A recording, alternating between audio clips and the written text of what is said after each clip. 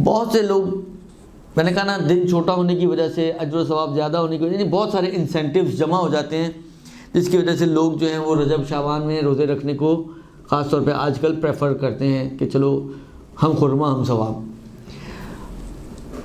ایک چیز ذہن میں رکھیں، یہ جتنے بھی روزے ہیں فضیلت والے روزے، آپ اس وقت تک نہیں رکھ سکتے جب تک کہ آپ کی گردن پر رمضان کا کوئی بھی قضا روزہ ہے۔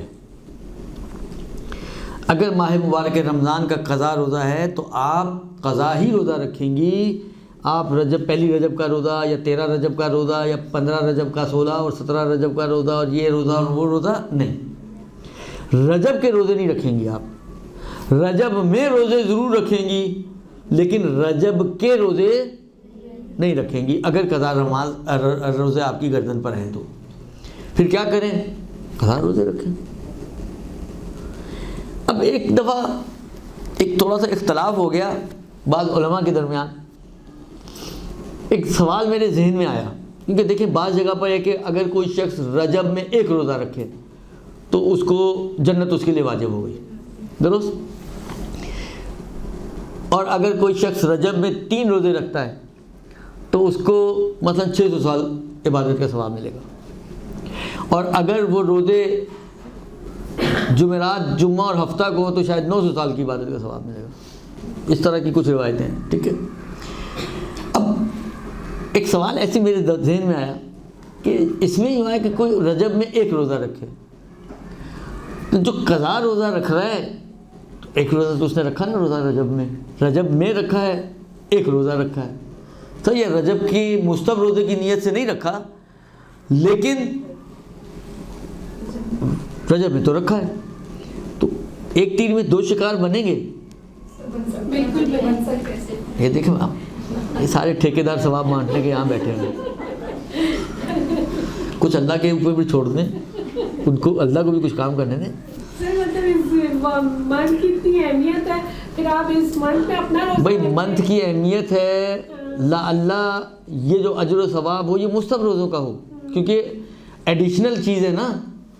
دیکھو ایڈیشنل کام کے اوپر انسینٹیو زیادہ ہوتے ہیں نا، لہذا کہیں خدا نے 900 سال کا اجر و ثواب کی بات کر دی، کہیں 600 سال کی، کہیں جنت واجب، کہیں گناہ معاف، کہیں یہ کہیں وہ، کہیں جہنم آپ سے 1 سال کے فاصلے پہ دور چلی جاتی ہے، وغیرہ وغیرہ وغیرہ۔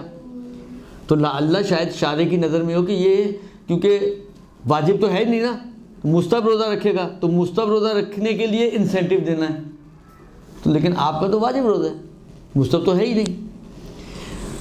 اب میں نے کہا نا کہ میں نے ایک دفعہ یہ پوچھا، ایک آغا سیستانی کے دفتر والے ہیں جو جوابات دیتے ہیں، ان سے میں نے پوچھا، انہوں نے جواب دیا کہ ہاں ہو سکتا ہے کہ دونوں ثواب مل جائیں۔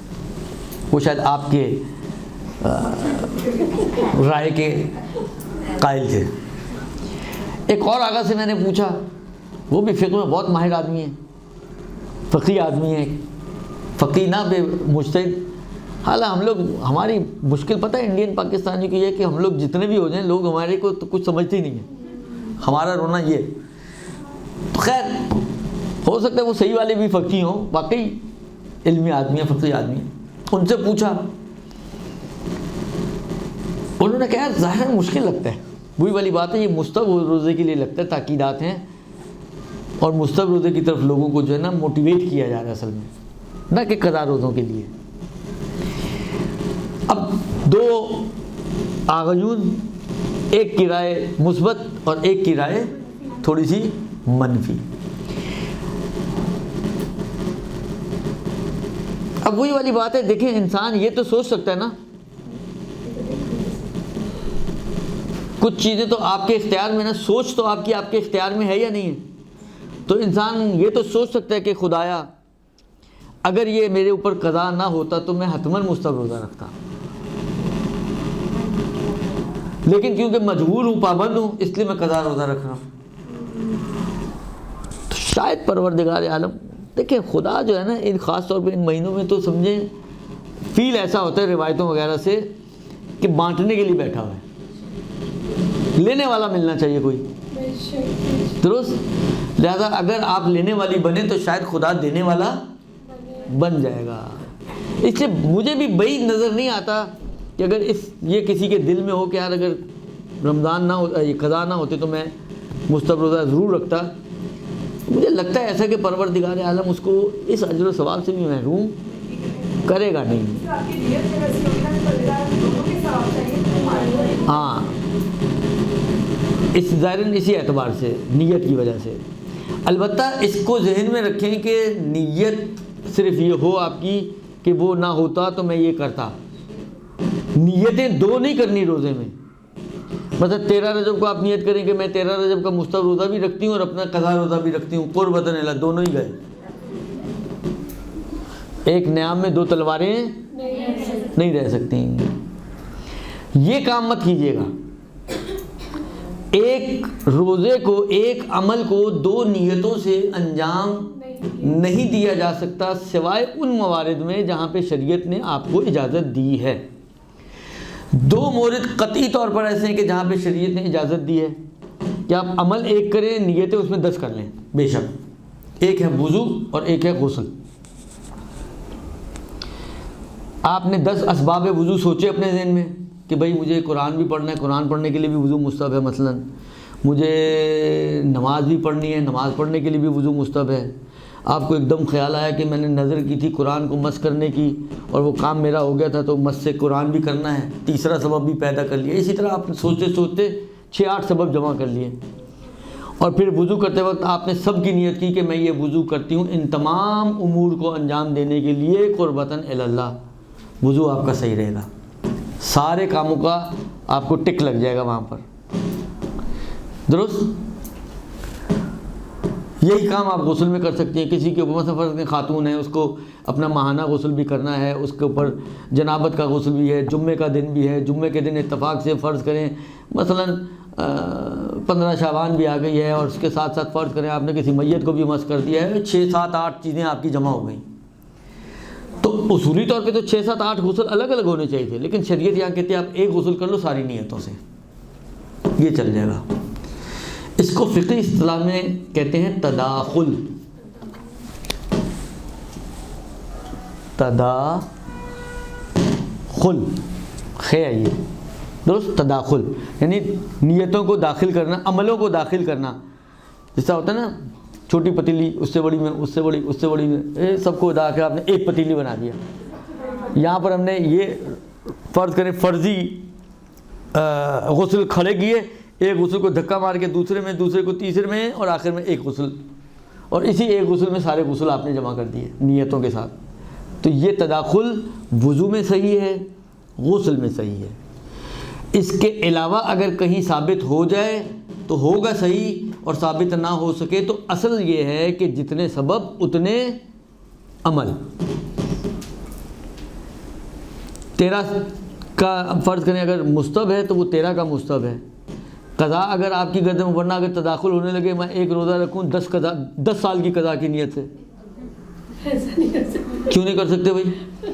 جب جو لوگ, اب میرا سوال ہے ان لوگوں سے کہ جو یہ کہتے ہیں کہ آپ ایک روزے کو 2 نیتوں سے رکھ سکتے ہیں, ٹھیک ہے, ان سے اب اچانک یہ یہاں پہ بیٹھے بیٹھے عطا ہوئی ہے درست کہ ایک روزے کو 2 نیتوں سے آپ کر سکتے ہیں.